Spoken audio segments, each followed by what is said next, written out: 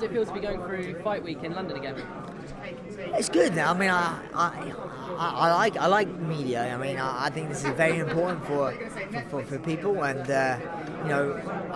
some people don't think they get this. Like some people find this as a bit of a ball ache and stuff like that. But it's very important, I think, the media and this sort of week to get your personality across, because people see you fight Saturday night and they see you fight for maybe 15 minutes the max or less. You have like a 30-second interview with Dan Hardy afterwards, or Joe Rogan, whatever. And then how are people going to relate to you? So I think these interviews are very important, that you get your personality across, the reason you do this, why would someone from the outside audience want to watch you fight, connect you, stuff like that, like what you changed up. So I think media is very important, Do you see any differences to a London Fight Week compared to other ones abroad? They're always getting bigger, I mean, every time this sport's growing on a daily basis, so it's always getting bigger, so the sport's always getting bigger, so yeah, I can't imagine what this sport's going to be like in 10 years' time. And for the sport to be growing on these shores in particular is really good for you at the moment with your promotion that you've announced. Can you tell us a little bit about that? Well, going back to like what I'm saying with I've been in the game for a long time. I've been on the smallest shows to the biggest shows. I've been in good shows and I've been in shit shows. So I know how things run. So I think it'd be criminal that I don't do my own show with my coach as well in England, Mickey Pappas, and it's called Rise of Champions, and that's what it's called, Rise of Champions Voice. I'm not trying to compete with any of the big shows. It's just it's a stepping stone for young athletes. It's not me. I'm not trying to do those fights where you get some local dude who's down the pub who's going to sell 150 tickets, going to have it large. So I'm bringing in someone in for him to fight who's a complete bum just to fall. I'm not that going to be that promoter. I want to put on young up and growing talent to help them build to the big show, and that's my whole emphasis on my show.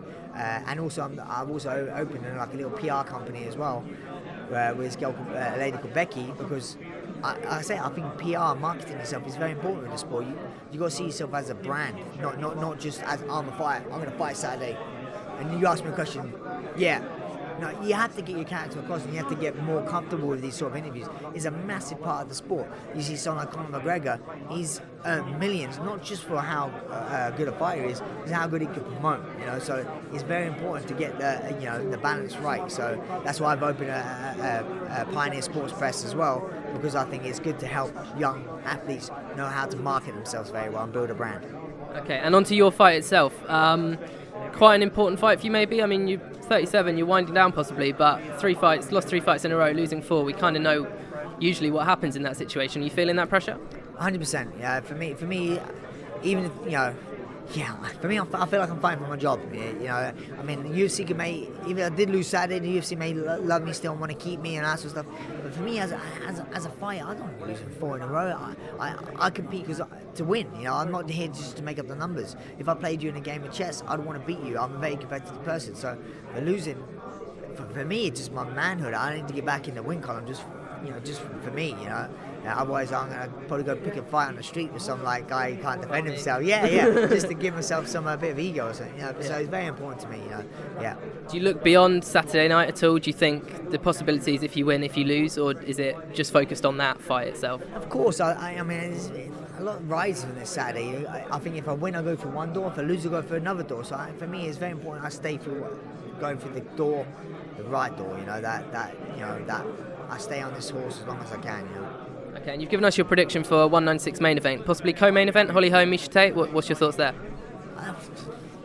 I don't know. I think Holly Holmes was going to win that fight. I think it might turn into a bit more of a grappling fight as well. I know Miesha has good stand-up, but you saw with Miesha against Ronda, she doesn't really like to get hit. Even though she has very technical stand-up, as soon as she gets hit, she wants to grapple. So I think she'll try and turn it into a grappling match. And if Ronda couldn't get her Holly Holmes down, I think Miesha's going to have trouble too. Okay, and sorry, back on the fans again. Obviously, we've got a lot of young emerging talent here, and you're doing your own thing for emerging talent. Do you foresee in the future a stadium show in London and England? 100%, but this sport's growing dramatically every not say every year, but every month.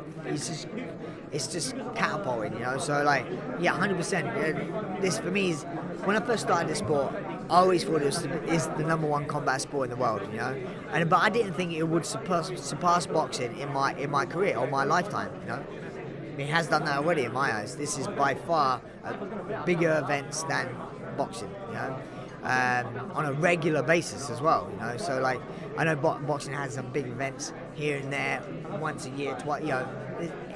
On a regular basis, UFC have massive events, and this sport is growing, and I think it's more a fan spectacle than boxing. You know, in boxing, the best boxer always wins. In MMA, you never know what's happening. That's what makes it more exciting for the fans. And the UFC do the best job at promoting the show as well. Where in boxing, can you tell me anyone who was on the undercard of any of the main cards? You know, like Pacquiao versus Mayweather? No. Can you tell me the undercard of this weekend? Yeah, you know the undercards of the UFC fights, because they do a very good job of promoting the main card and promoting their athletes, you know. So if you put all your emphasis on the main card and the main fight, and it's blows, it's a terrible fight, everyone's had a bad night. But if you have like a main card, some of those other fights are great, and then you've had a good night anyway, and also it potentially builds stars. Like, oh, I remember that guy, I remember seeing him, and you see, like, from Saturday night, the UFC arena would be roughly full from the first fight to the last fight. When in boxing, people just turn up at the last minute, you know. Okay, last one.